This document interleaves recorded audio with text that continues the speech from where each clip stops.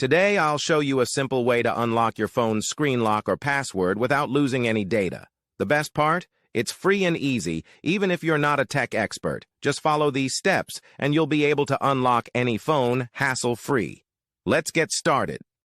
You can unlock your phone's screen lock or password using a special code. You will need to press on emergency call, and then you must enter a code.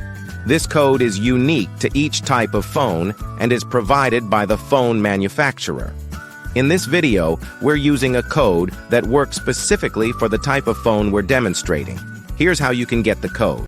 Visit this website that provides unlock codes for free using a unique method. And that's it. Now you can unlock your phone without losing any data. See you in the next video. Bye.